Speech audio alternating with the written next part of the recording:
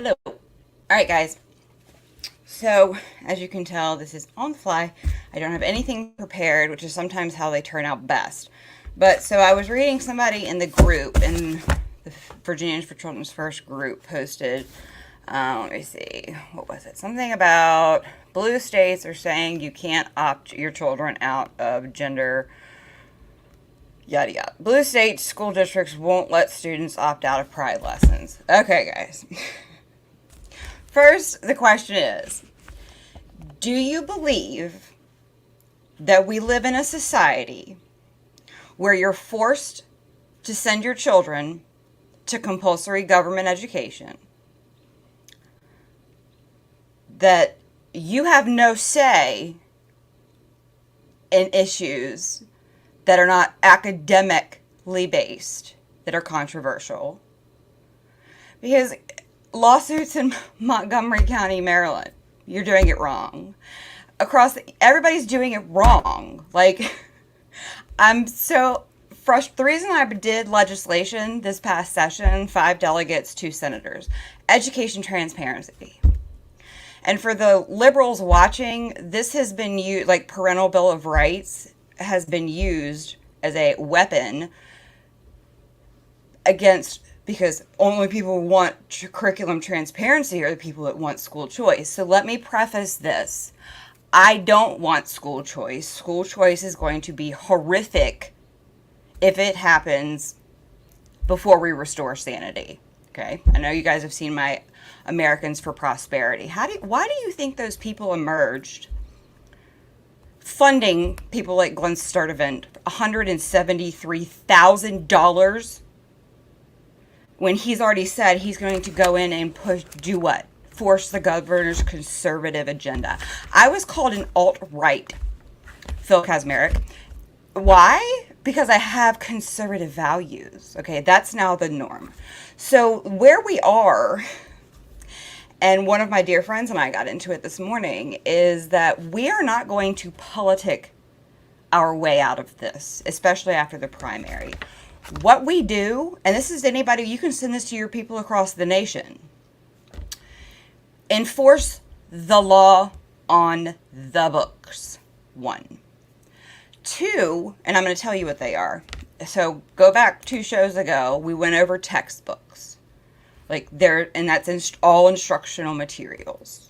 Okay, so I'm going to touch on that. But so the narrative coming out is that, and in the last show I did, if you didn't watch it, was about the rampant teacher on child sex abuse going on in Virginia.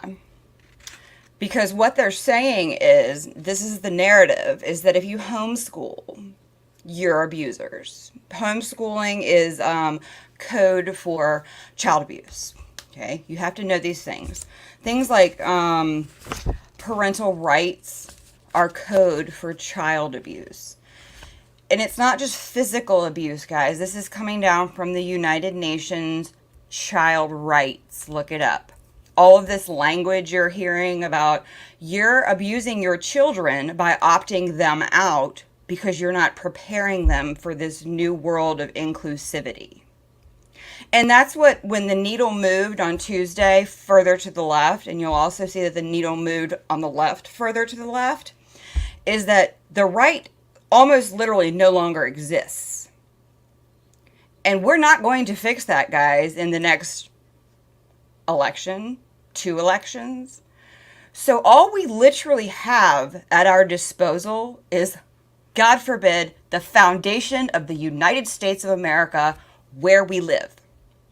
The country that it was founded on. The only way we're going to save this nation, whoever Facebook user is, like, unless you tell me I can't, which is why I find it strange an entire group is trying to go to the UN for help. I don't know who that group is. But we were one of those people in the push for, on that subject, bonds for the win. A lot of that stuff was like UN, UNESCO, The Hague. Like, I didn't know what I was doing back then. Which is probably why the counties laughed at us. Like, these people have no idea what they're talking about. But yeah, that whole Bonds for the Win thing, that was definitely a setup. You can see how it disappeared. But yeah, you can, the UN, and this is why the show that I did with Alan Keyes the other day, he's important, guys. You can look him up on our channel. We have under Must Watch, and years ago, he was a UN ambassador. And he goes into extreme detail into the original formation of the United Nations, and quickly 80 years ago, what it turned into is not what it was formed. And this goes to the Constitution of treaties, pacts with, is that this stuff goes through specific, like, processes. And so we have to return to the law. And if that takes us becoming attorneys ourselves, because there aren't any out there, even the religious, family law, they're part of the swamptopus too. So is that the government's not going to get us out of this. Like, they're not. My husband's a Marine, and he's like, we're at that point in time where it's like, no one's coming for us. We have to do this ourselves. So, I'm going to explain to you, one, why and how this stuff coming out, like, so-and-so says you can't opt your child out of. Okay, first you have to return to reason, guys. The government does not own your children. And the second that you actually process in your brain and think, oh, okay, that sucks. Well, what am I going to do? I have to do it. You have acknowledged the government owns your children.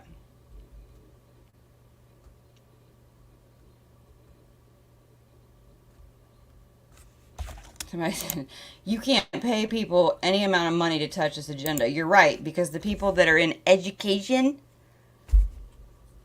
they're getting paid not to touch this agenda. One, and that's why we are literal grassroots, not AstroTurf, funded by the people for the people, which is what politicians should be, because getting money comes at a cost, and that cost is your soul. And that's everybody in Virginia and across the nation. They're taking money not to talk about this. Happened to us. Freedom Works. We turned it down. Freedom Works, part of the Coctopus. Who else is part of the Coctopus? Heritage, Americans for Prosperity, Cato. Okay, these are Corey DeAngelis. Is Cato pushing school choice. Ty Turner, Americans for Prosperity. Heritage wrote Glenn Davis's abhorrent school choice. And then you wrap it all up together in the VEOA, Middle Resolution, Virginia Education Opportunity Alliance. Period. Don't like it? Then go ahead, consign yourself to the fact that you're now part of the neocon, moderate, middle, right of center, barely, Republicans. Okay? Go ahead. Don't like it? Guys, because somebody is family whatever, family council, family this, because somebody has like freedom or liberty or America, like, guys, that doesn't mean the same thing that we understand it to be. And it will fuel the file on CBS making opting out correct. Is that when school choice is bad. That, yes, it is. I'm not going to get into that today. Yes, so California, Washington, I don't know who asked if school choice was bad, but you're more than welcome to have that conversation if you're willing to listen. If you're going to be one of those people that tells me that you can't be against school choice and for children and for parents, I've done the 2 years of research, okay, 40 years on school choice. Don't come to me and think that because Glenn Davis or Winsome Sears or because they told you it was good, that it's good. Or you looked up one article that said it's good. Like, don't come. If you want to know why choose school choice is bad, I will be more than happy. And the simplest way is to explain it like this. In a theater of war, they surround you, not on four sides, Because on 4 sides, you're forced to do what? You have nothing to do but fight back, right? You can't do anything else but fight back. They surround you on 3, and you have 1 panic exit. And in war, that panic exit is set up to what? Ambush you. That's what we have now. They've surrounded us, whether it's transgender ideology, CRT, SOLs, standards of learning, Common Core. I mean, we are surrounded, but they've given us, and think how quickly school choice. Wow, and now it's everything. Everybody's running on it. Nobody can talk about it. Because the fact that when you have homeschooling, if this is the only thing that you know, when you have homeschooling delegates and senators signing on to Glenn Davis's, which excluded private and school and homeschool. Why? To appease the left. Is that if the only thing that you know about school choice is, when it comes to Glenn Davis, the big heritage, the one that Winsome Sears and everybody wanted, it was only state money, first of all. That's the only thing you know. So in some divisions, because the money breaks down like this, you get your local dollars, you get your state dollars, and you get your federal dollars. Every division in Virginia is determined differently. Okay, Chesterfield, for some reason, having like an $89,000 per household income, we have one of the lowest per pupil ratios at about 10,500. Which makes no sense, and I can't get an explanation out of anybody for that. So ours is like 5,000 local, 5,000 state, and a couple hundred. That's the thing about federal, guys. If you're running for school board, do not take the federal money. You're getting about $300 to $700 per pupil, which may seem like a lot, but the freedom you're giving up for that tiny amount of money, ESSER money, especially the COVID money, don't take it. But that's the thing is that, so Glenn Davis's bill only gave you the state money. So for Chesterfield, it would have been like, and I send my kids to, another thing about school choice, private schools are captured. Okay? Try to find a private school that's not teaching any of this stuff, has taken no federal funding, is not technology based, because the biggest ones, the Catholics, the Episcopals, they're all woke. Okay, that's the problem number one. Is to then think about all these children trying, if your parents know you're going to end up in the same private school that you left to get out of public school, but you're paying to go there and you don't have a school board and no elected officials, if that's all you know. But, and the other thing is that try to find that, and then also, so like in other divisions, their local dollars are like 18,000. Their state dollars, because it's all done maintenance of equity, their state dollars are like $3,000. So that means in those divisions they would have gotten, I actually had a Fairfax parent say this to me during the whole process on Twitter, well, it's better than nothing. And he's going to fix it next session. So we're going to pass crappy legislation because it's better than nothing, and he's going to fix it. By the way, he's not running again. He's going to work for the governor, if he told you that. And when has bad legislation ever been fixed? It's been made worse through fancy verbiage or whatever. Guys, you have to start thinking. A panic exit is not, it's been set up like that. You don't believe me? Charlotte Iserbyt, Anita Hogue. I mean, these are people, look up school choice. Like, they will break it down for you from X, Y to Z, A to B, ever, and this and that. But if we're at the point with school choice to where it's better than nothing, what does that say about the fate of our nation, our children? It's better than nothing. Because I can tell you that $3,000 isn't going to get you anywhere. So you're not going to have pulled your kids, and you're going to have taken a pittance. You're still you're still paying your taxes to go to a crappy school system that's going to destroy the other children and destroy our nation. You're still paying your taxes. They're going to give you a little piece of your money, even if that's all you know, is that they're still taking your taxes. And Glenn Davis built in a part in the legislation. He actually tried to put this forward to me as a bonus. He said, but we've built a tax in for families over 4 that make over $300,000, a tax on the rich. Why? Why would he do that? Well, one, because he's a trans Republican. But they're going to tax the affluent to create a scholarship for the homeschool and the private kids. So they added a tax on the rich to create a scholarship, which doesn't mean that means you have to apply. Okay, guys, the overreaching goal.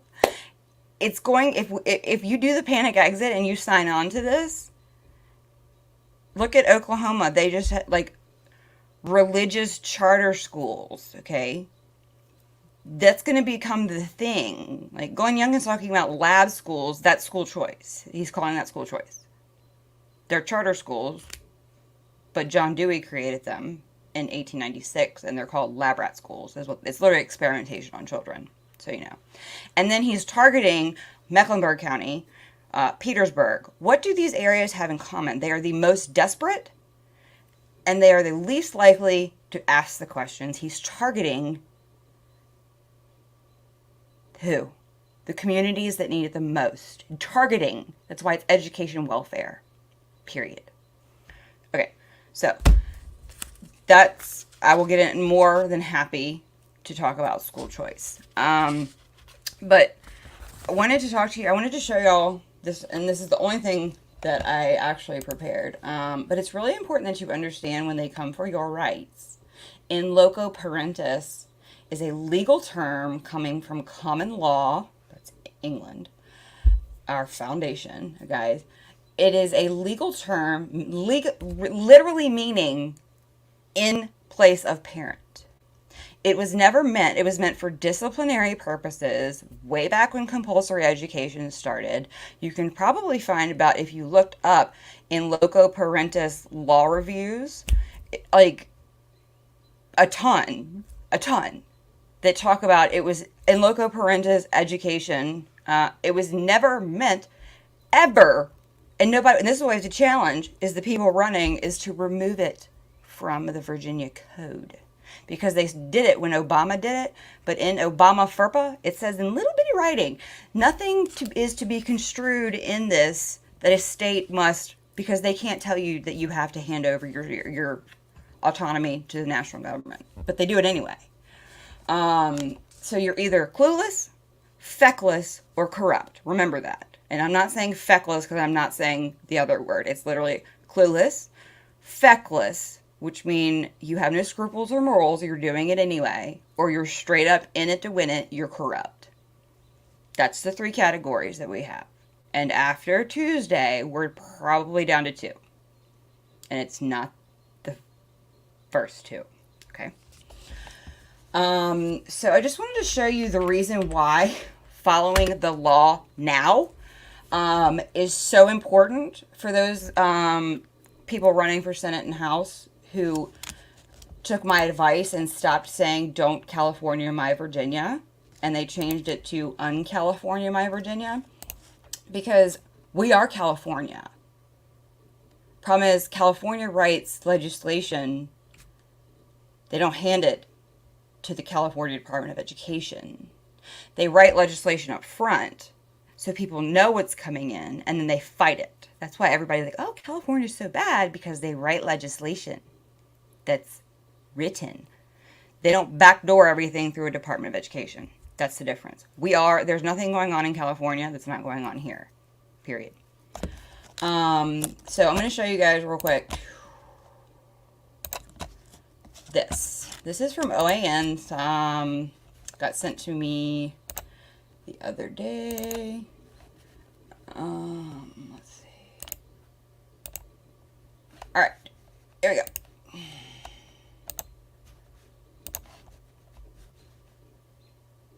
This is so important. So important.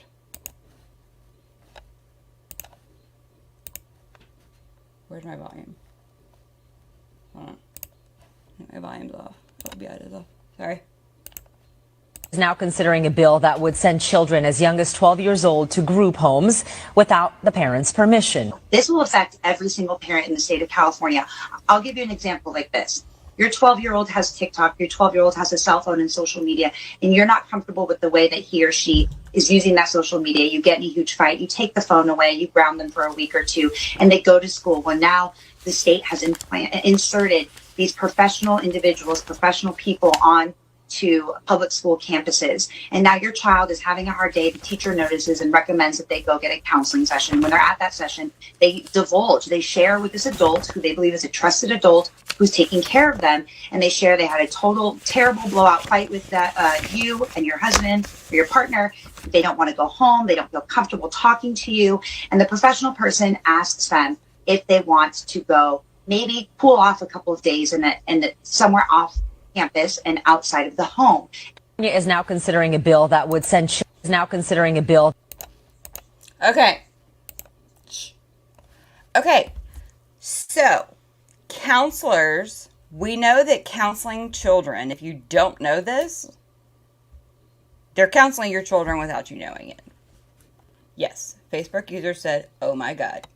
So since it's only a minute, I'm gonna let you I'm going to play that one more time so that you can absorb this and understand there is law on the books to prevent this in Virginia. So unless you want to call, because we have social workers in schools, which people don't seem to think is a big deal. Sorry, guys, worked in recovery for child sex trafficking. Having social workers in school, guess what they work for? CPS. It's a huge deal. When the VEA admits in the Senate Sub-Ed Committee that they're encouraging teachers to do home visits, it's a huge deal, especially when they won't let you in the school. Okay, let's watch it one more time.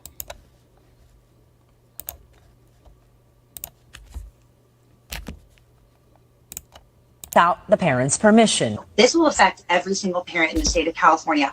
I'll give you an example like this.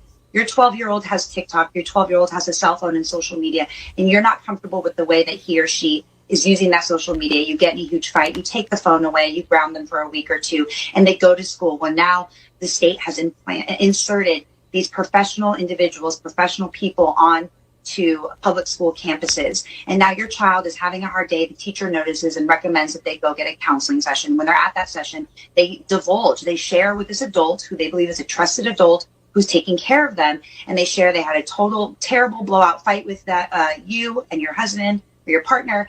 They don't want to go home. They don't feel comfortable talking to you.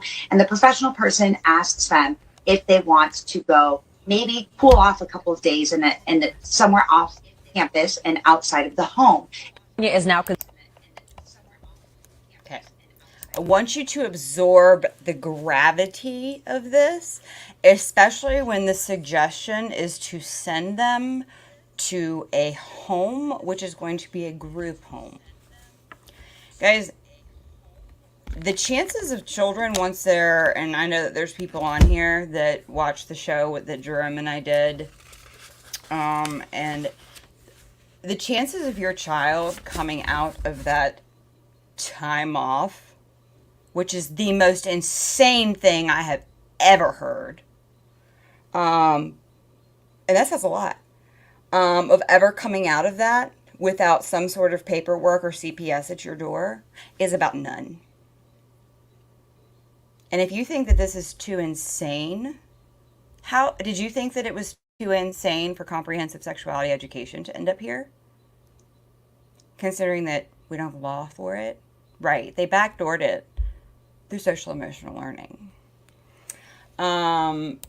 Yes, schools are nothing but a hunting ground for predators, captive audience, and easy prey. The other show I did the other day, guys, how many sexual assaults?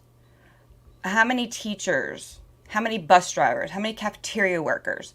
How many people in the last year or two, you can go back and watch on our YouTube channel or in the Facebook group, probably on my page, I don't know, where I stream to now. The amount of teachers, and yes, I am in the process of writing up a Substack. If anybody out there is would like to help me rate what I do, that would be really helpful.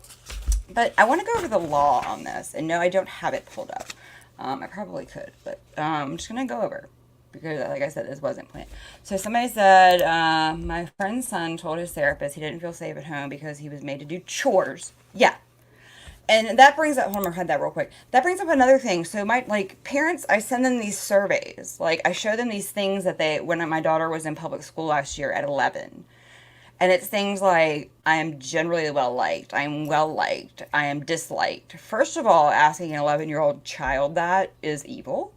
But then it goes on to, I have a supportive adult at home. And then there's, guys, they're asking your kids how many times them and their siblings were absent last year. They're asking they're asking your children, and this also goes under assessments, surveys, against the law, Virginia and federal. We'll get to that real quick. How many times did you eat?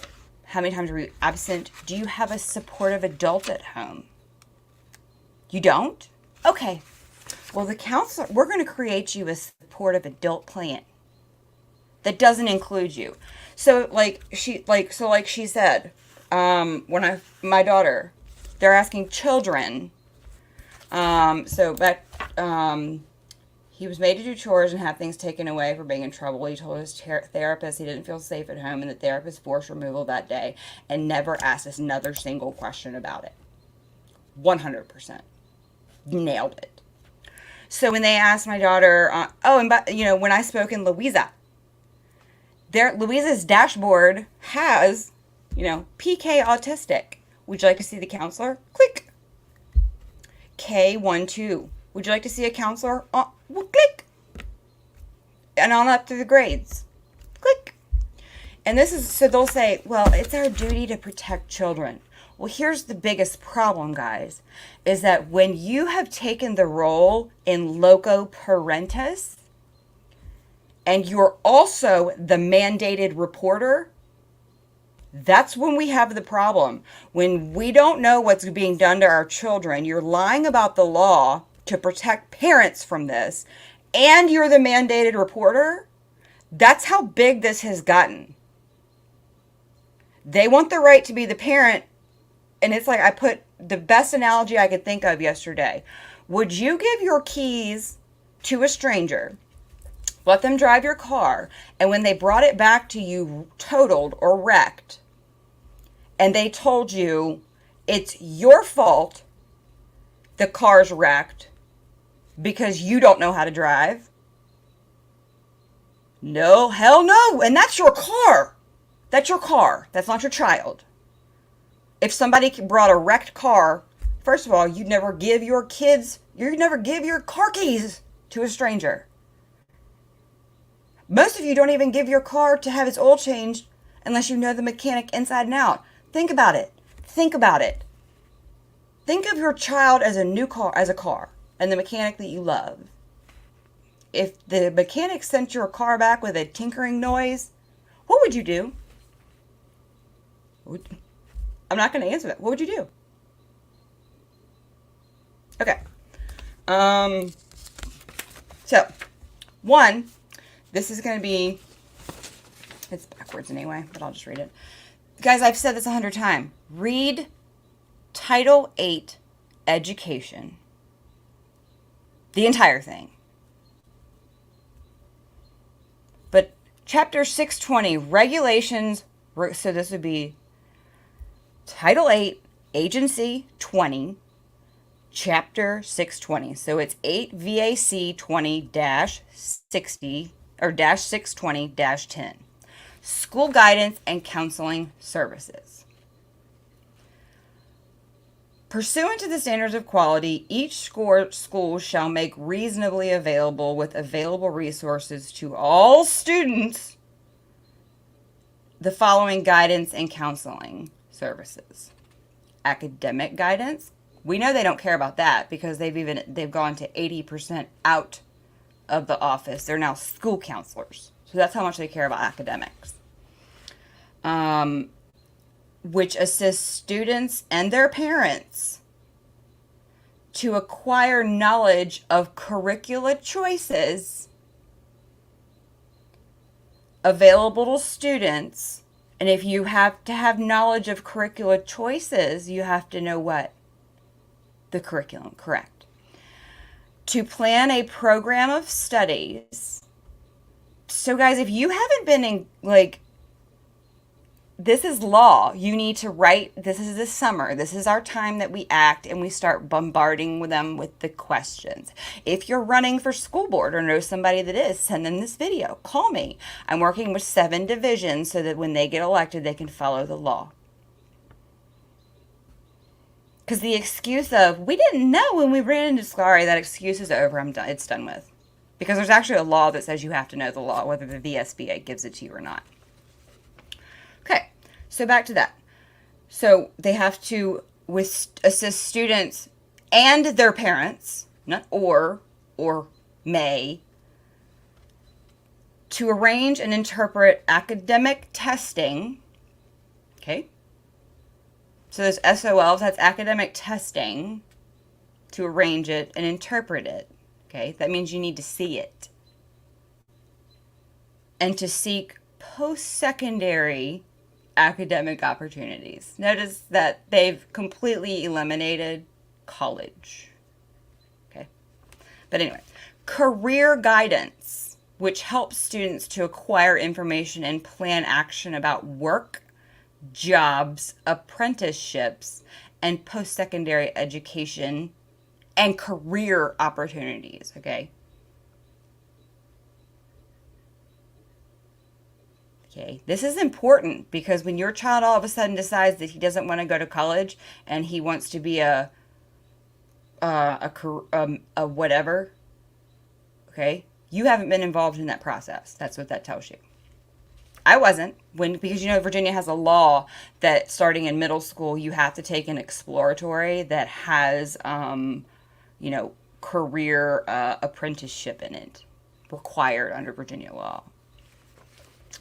And then the big one, number 3, personal social counseling, which assists a student to develop an understanding of themselves, the rights and needs of others, not their rights. Okay, this is still a flawed law, but still, okay.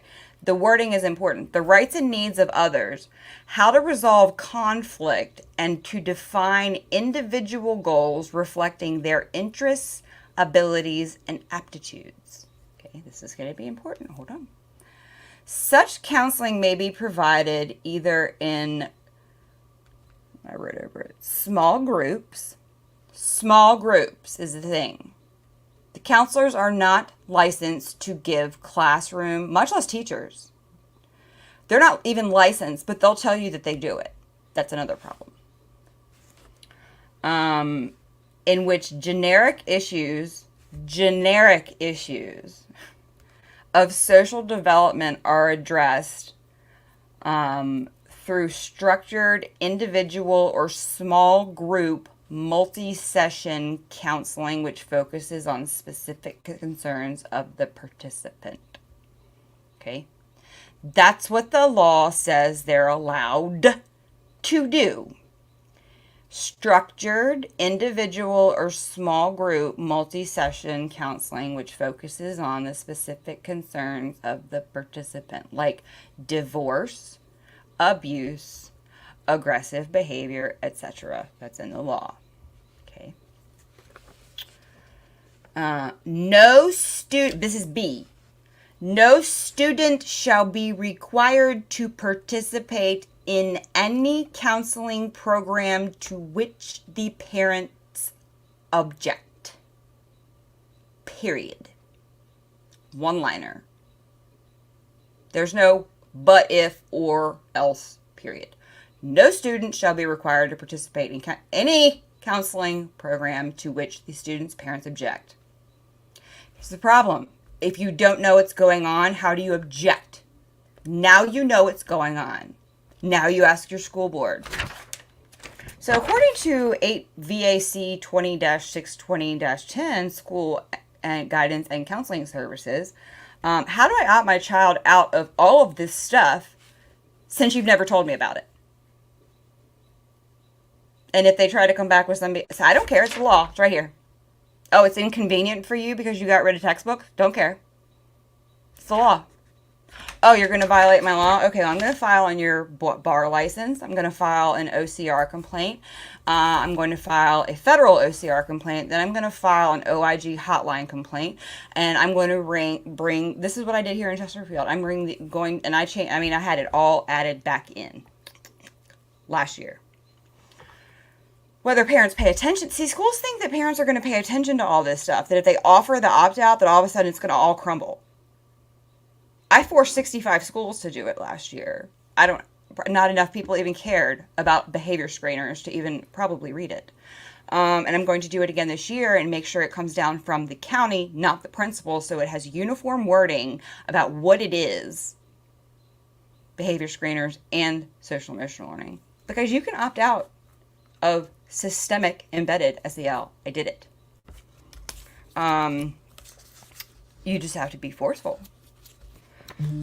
But, okay. And then so part C, same code. On or before July 1st, 1996. 1996, each local school board in Virginia shall adopt a policy.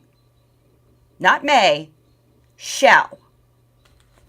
Consistent with subdivisions A and B that we just covered, including the no student shall be required. They shall adopt a policy with B, including that you know that you can opt your child out. At a minimum, each local school board policy shall contain the following: a provision for written notification at least annually to parents about academic and career guidance and personal social counseling programs which are available to their children. It should say forced on their children, but it says available.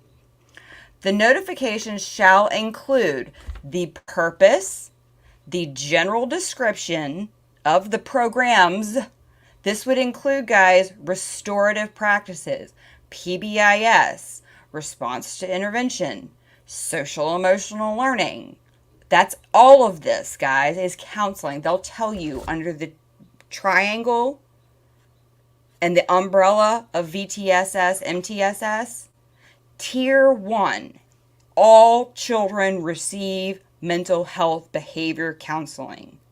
I'm off kilter. Okay, I've shown it before. The triangle, and it has green, yellow, red at the tip. Tier 1, all children receive it. Okay. Regarding ways parents may review materials to be used in guidance and counseling programs at their child's school, and information about the procedures by which parents may limit their child's participation in programs. Opt-outs. That's what that says right there. So they must allow for you to review it. Now, because there's no books anymore, because in the last episode we went over textbooks and how libraries, they used to have reviews. Parents could go and actually look at the book and then have a commenting section. But see, here's the thing, is that just because you got rid of books doesn't change the law. Because the definition of textbooks is what? Includes any education instructional materials, including electronic and digital, used for curriculum. So because they got rid of books, not my fault. It's inconvenient for you. Sorry, don't care. We have to start forcing people, because what this will end up doing, if we become such a pain in the ass, it will get rid of the technology. It will bring back the books. Children will no longer be targeted into the next industrial revolution based on personalized learning. They won't have data dashboards. So many things. Or they can figure out a way to follow the law. Your choice. And then remind your elected officials that they followed, they took an oath of office not to violate the Constitution of the United States and the Constitution of Virginia. Because this is federal and state law. Okay. Number 2 under that. A provision prohibiting the counseling techniques which are beyond the scope of the professional certification or training of the counselors, including hypnosis or other psychotherapeutic techniques that are normally employed in medical or clinical settings and focus on mental illness and psychopathology. They have to tell you, because it's all about mental illness. So the anxiety lessons, the suicide lessons, all that stuff that our children are getting from K through PK through whatever, the law says that they have to, one, prohibit the use of counseling techniques that are beyond the scope. And two, they have to tell you about it. Guys, this would include things like meditation. Sorry for the people that don't like it. My daughter had an exercise about breath work, meditation, yoga. Guys, these people are not this. And whether you want to argue whether it's a foundation of Buddhism and go down that rabbit hole or not, doesn't matter. You can't teach my child about yoga and Buddhism or meditation, breath work. You can't do it. Sorry. A provision requiring that information and records of personal social counseling be kept confidential and separate from a student's educational record. Who can find the problem with that? We don't have books. We don't have paper. So this is really inconvenient for them, because in an education, they'll show you. You can look up social emotional learning data dashboard. How in the world is that kept separate from their education record, especially when it's systemically embedded? Doesn't matter. And not disclosed to third parties without prior parental consent. And that's where FERPA, what Obama did when he made parental consent under this, allowable by schools and by students. Which is why in loco parentis also needs to be removed, because nothing that Obama did under FERPA had to be adopted by the state.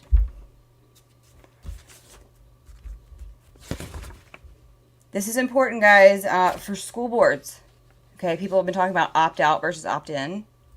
Number 4, under 8 VAC 20-620-10, school guidance and counseling services. Number 4, a provision under the, at a minimum, local school board policy, that at a minimum, a provision with respect to personal social counseling setting forth either 1, the procedures by which parent can elect in writing to have their child not participate, opt out, or 2, at option of the local school board,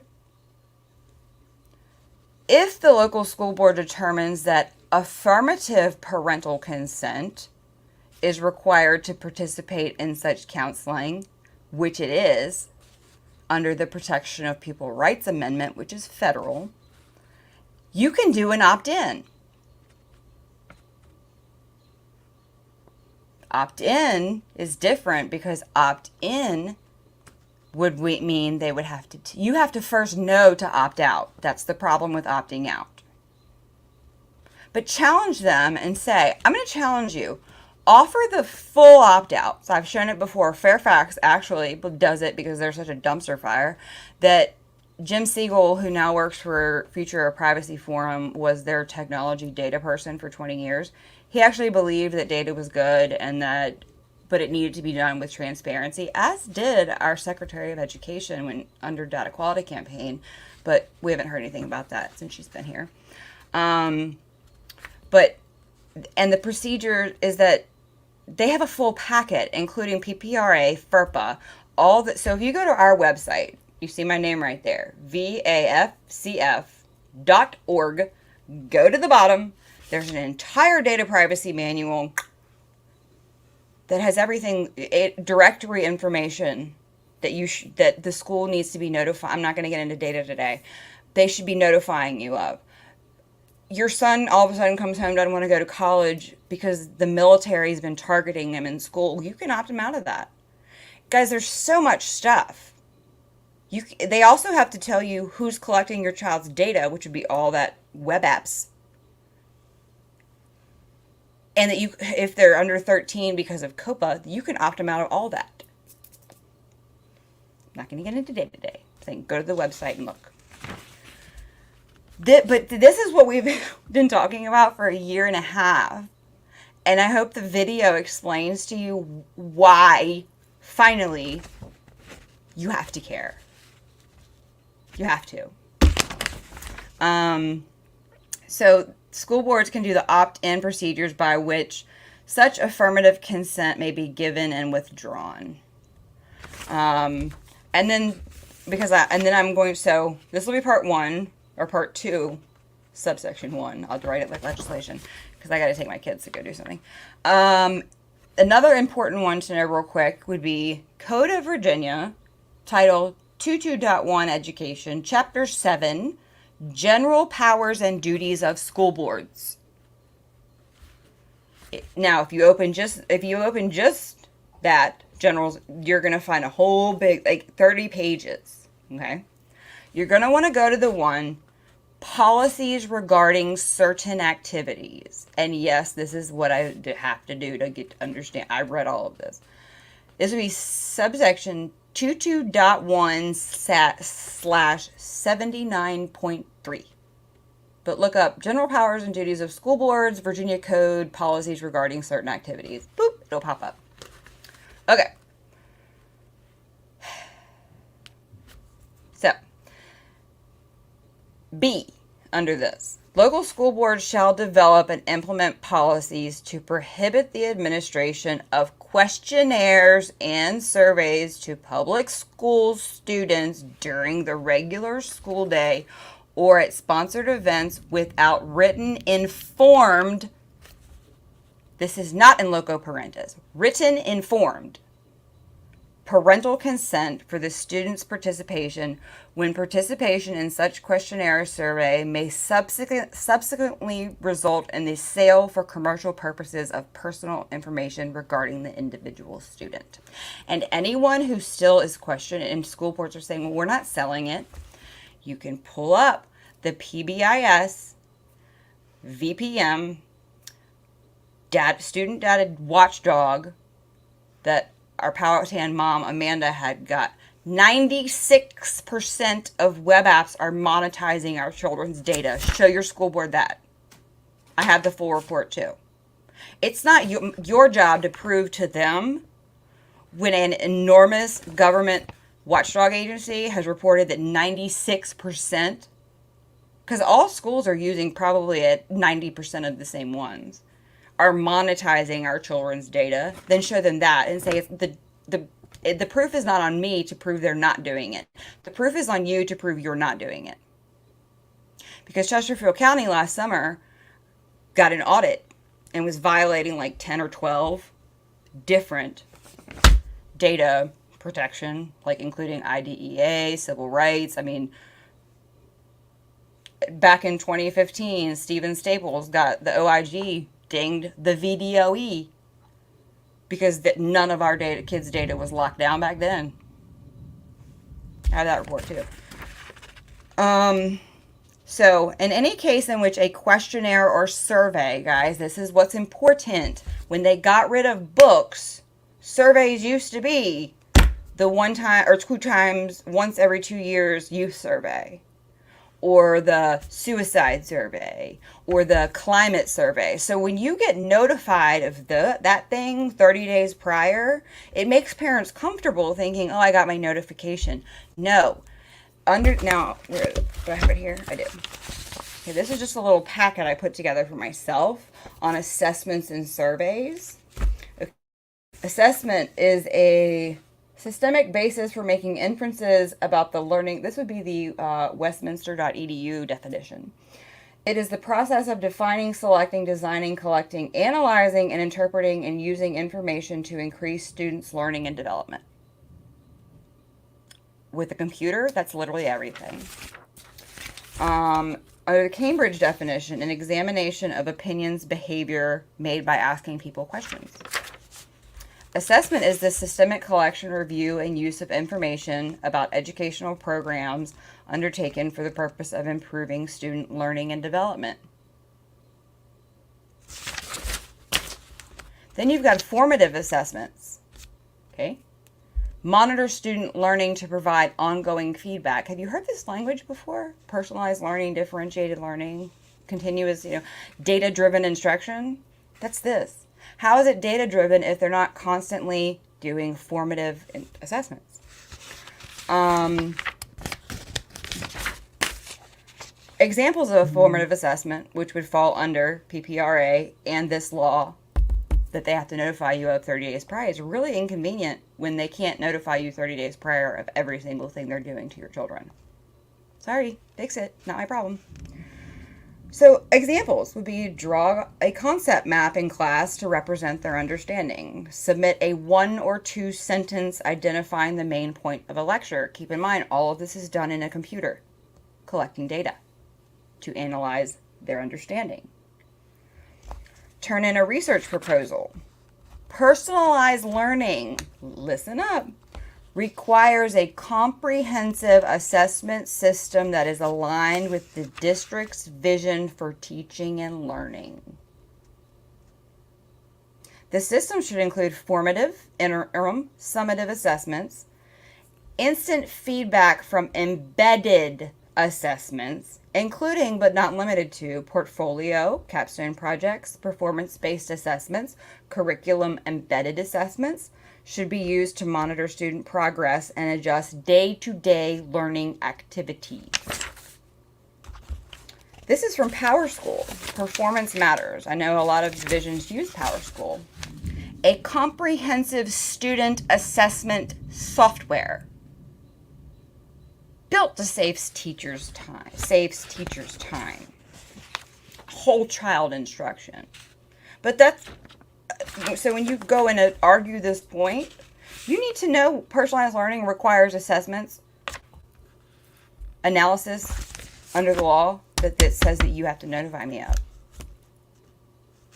Okay, and then you have the behavior screeners, okay, that are literally called, like here's DESA, the one that Chesterfield uses, evidence-based SEL assessment.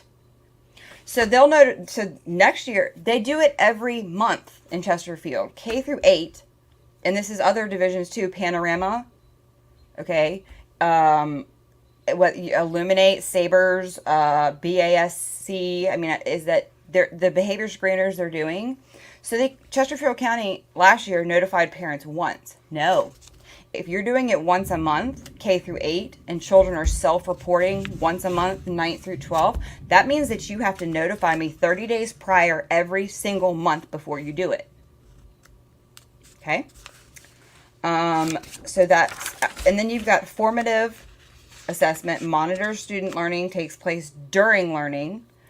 Summative is evaluate student learning, product of assessment. Assessment as learning is important to know. There's assessment for learning, assessment as learning, and assessment of learning. Okay? This is where it gets really difficult for them. So I would start out, and then right here, examples. Rubrics, class discussions, checklists, questionnaires, journals, self-evaluations, observations, conferences, peer and self-evaluations. Summative, rubrics, written tests, creative assignments, presentations, portfolios, written reports, projects, practical examinations, peer self-evaluations. Okay. Quizzes, and who's heard of an exit ticket? That's part of formative and summative assessment.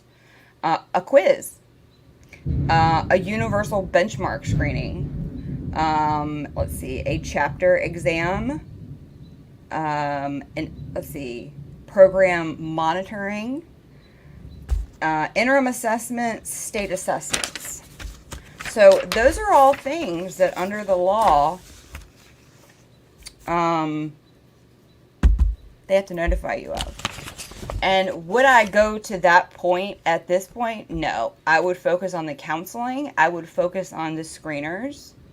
And eventually we will get to ramming this down the throat. But the counseling is the most important part, because there is law that says, especially here, in any case, a questionnaire or survey requesting the student provide sexual information, mental health information, medical information, information on student health risk behavior pursuant to. Okay? So that's social emotional learning, behavior screeners. If you went inside your child using your parent portal and saw that what they were learning, teaching my child about anxiety, asking them questions like that. Or other information on the controlled substance use. Really? Because you taught my child about opioids and then sent her home with an assignment how to look for it in my house. I wasn't notified. Or any other information the school board deems to be sensitive in nature to be administered. The school board shall notify the parent concerning the administration of such questionnaire or survey in writing no less than 30 days prior to its administration. And that's a big question right there, is what the school board deems is sensitive information. And that seems to be the thing that's up for debate, like in the blue states that are saying that the gender ideology, okay, that's when we have to return to the foundation of the country, to the founding documents, the founding fathers. I wrote this Substack: without a moral compass, a human being can find an excuse for anything. Is no. One, because the fabric of the family, the actual relationship of parent and child and parental rights, is that and we'll get into that a lot more. So I'm just going to cover those two. So remember, guys, that would be School Guidance Counseling Services, 8 VAC 2620-10, and then General Powers and Duties of School Boards, Policies Regarding Such Certain Activities, 22.1/79.3. We'll get into data later, but there's more stuff in here. And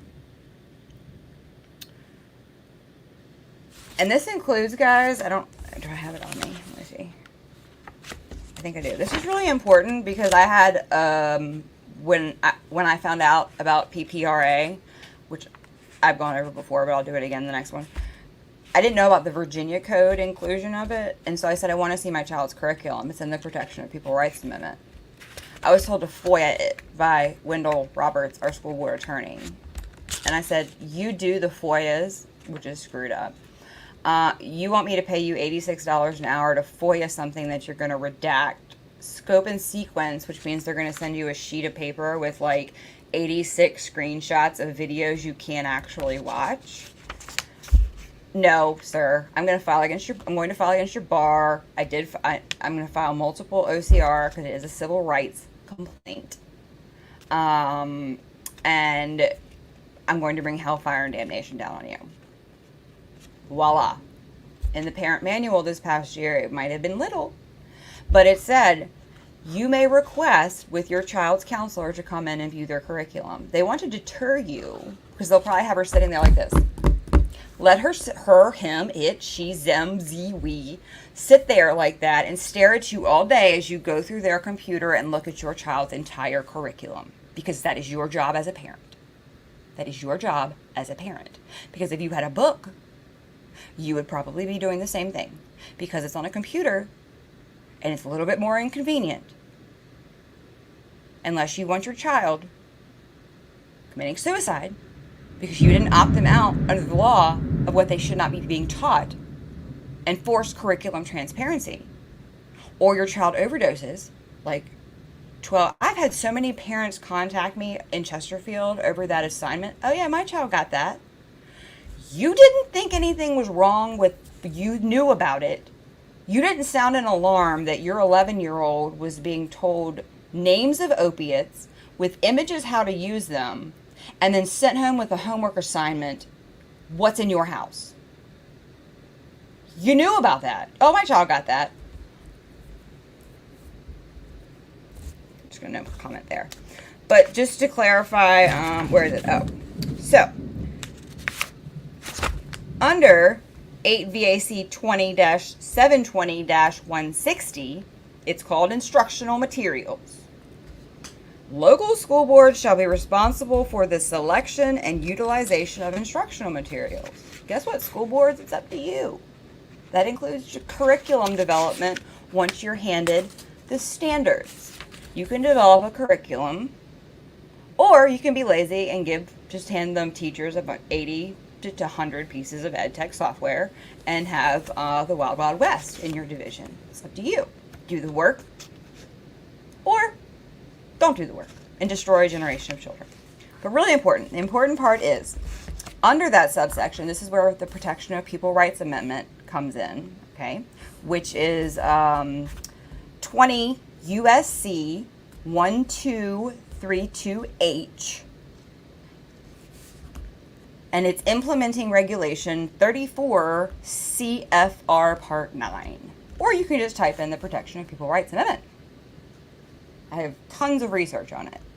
What it actually says versus which they even send letters out, guys, Miguel Cardona and James Lane, to each state superintendent and each division LEA superintendent. Best practices is direct notification, but you can also bury it somewhere in some obscure verbiage in your tiny little writing in your handbook. They consider that.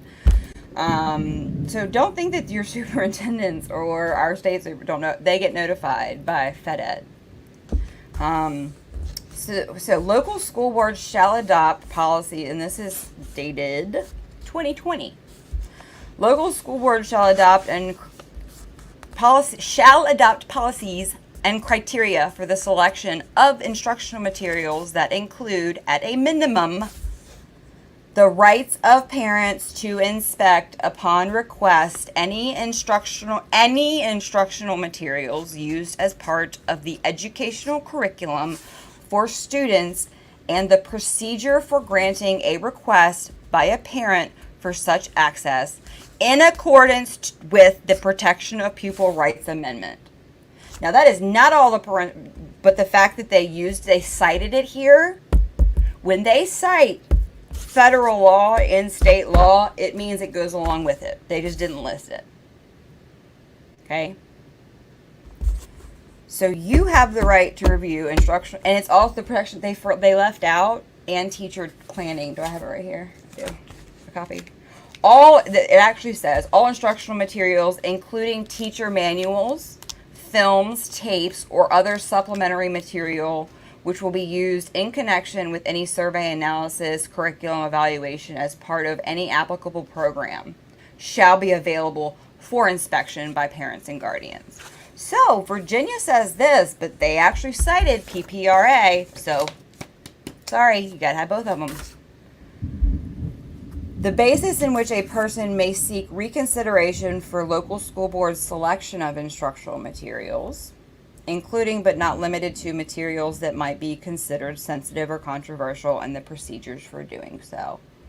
Okay, Chesterfield makes it very easy. They have a policy that if you find something controversial under PPRA, which is going to be political affiliations or beliefs of the student or the student's parents, mental or psychological problems of the student or student's family, sex behaviors or attitudes, illegal, antisocial, self-incriminating, or demeaning behavior, critical appraisals of other individuals with which that would be parents. Do you have a supportive parent? Okay. Legally recognized privileged or analogous relationships, lawyers, physicians, ministers, religious practices, affiliations, or beliefs of the student or student's parents, income. They will literally ask you how much your parents make. Okay. This includes eligibility for participation in program receiving financial assistance.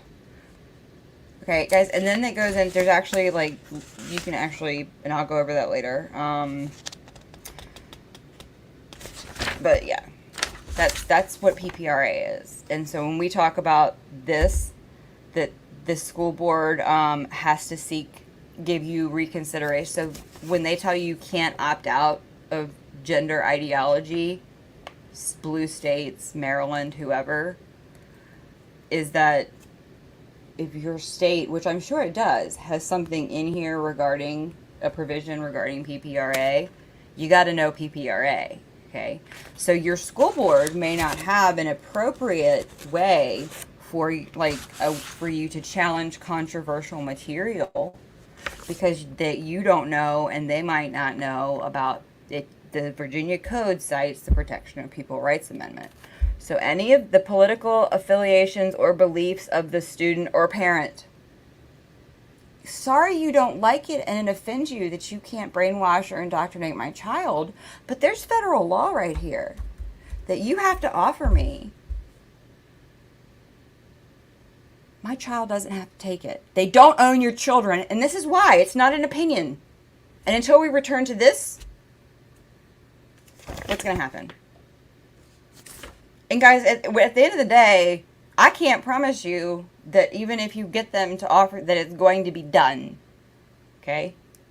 Because what I had to end up doing, no lie, is getting all my daughter's teachers and her principal together. And like this, I said, do not look at my child, sneeze at my child, look sideways at my child, blink at my child, think about any of these things to my child. Again, ever. Got it? And that included all of her teachers because it's systemically embedded. Did it make it inconvenient for them? Yes, it did. Do I care? No, I do not.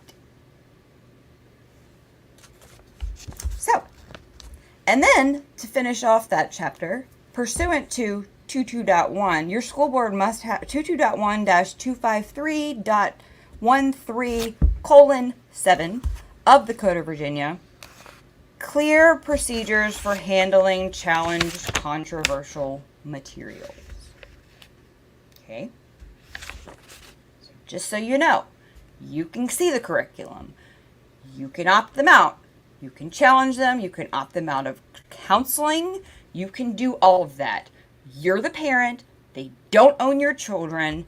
And until we all step up to the plate and understand we are not in Looney Town, because guys, the more that we ignore this, the more that we know what's best for your children, and we're going to, if you opt them out, you're then going to have CPS at the door. We do another year of that, another 2 years of acknowledging that, because do you think the Rainbow Coalition of the Republican Party that they have now become is going to save our kids from this? Because I will tell you this much. I don't know if I have the images. My legislation, when the news doesn't, under education legislation, when the news doesn't report 5 delegates and 2 senators,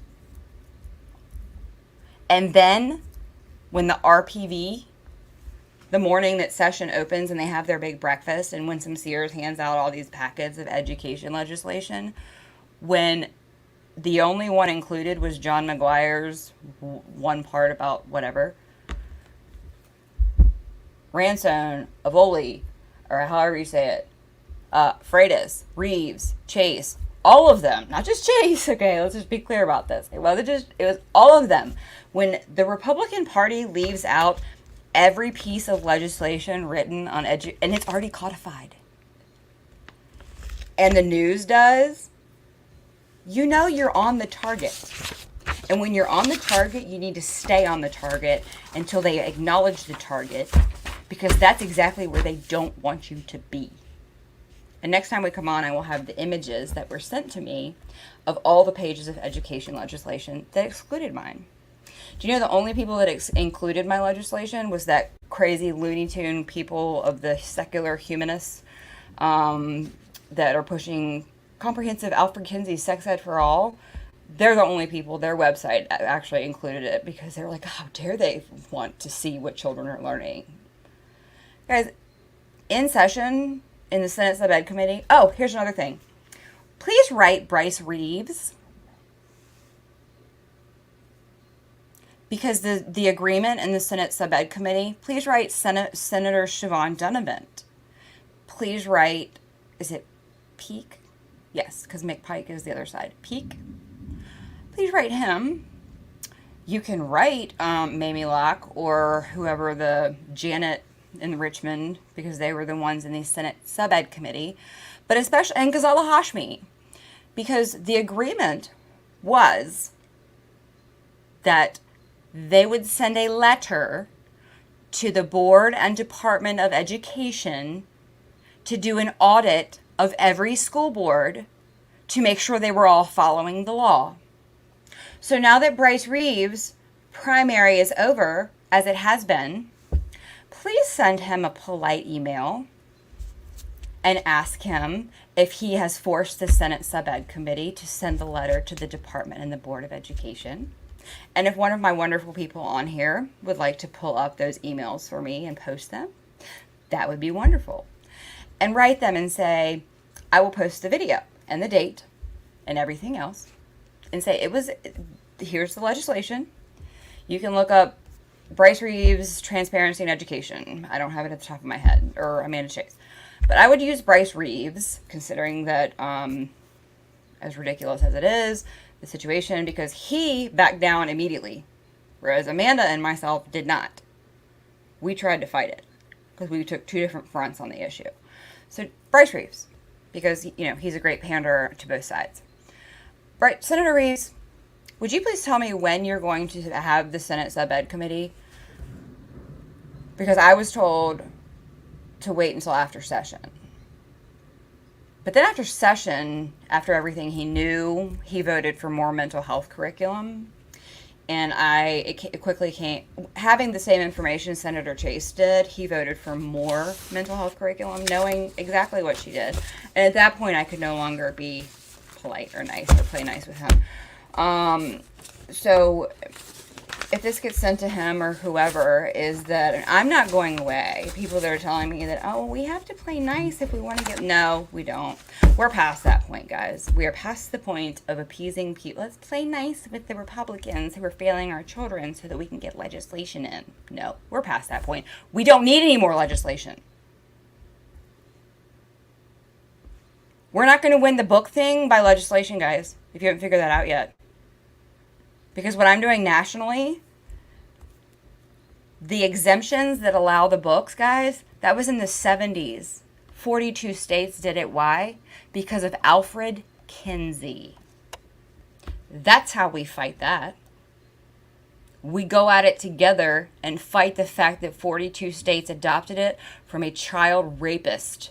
His research that has for years been debunked. That's how we fight that.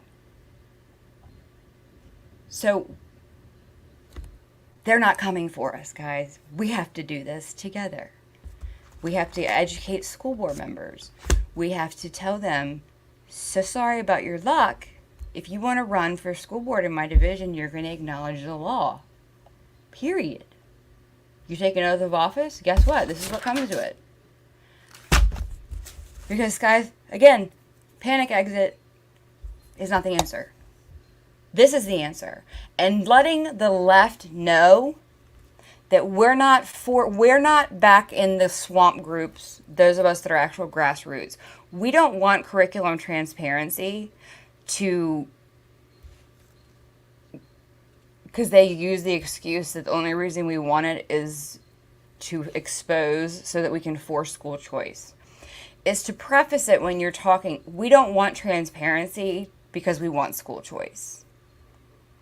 We want it because the law says we get it, and we want it because we want to be able to choose what our children. We don't want to impose, you can do whatever, that's where we are, is that we have to say, we are not going to be a DeSantis and as that is, because it's all BS. We don't want to, the books, I don't want my kids to have access to. If you want them in a certain side of the library and give your kid a card to go in there, you can do that. You're not going to give access to my children. I'm not trying to remove, at this point in time, whatever brainwashing, indoctrination, sex abuse you want to do to your children. I want the law that affords me as the right of parents. Because if you go back and you read about like parental rights and bills, what they'll tell you is this is ridiculous. There's already statutes and that give parents this. You're right. They admit that there are. So the problem is that they're not telling us.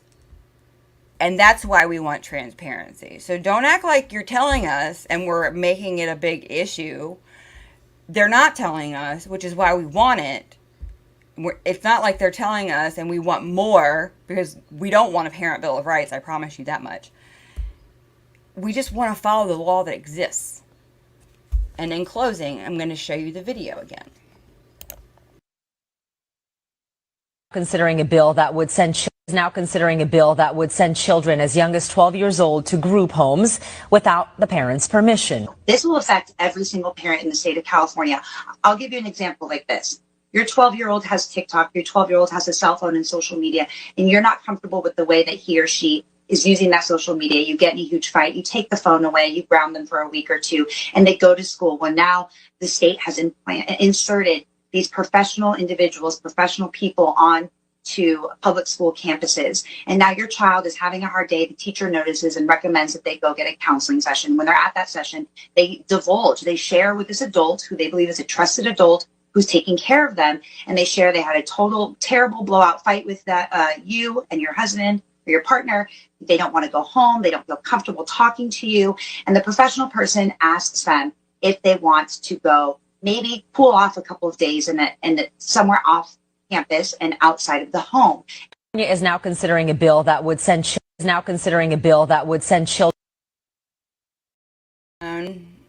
OAN, sorry, a couple days ago. You could probably look it up, but that, unless you want your kids, because we are Virginia, we are California, we just don't know it because they backdoor everything. That is why this is so important. See you guys later.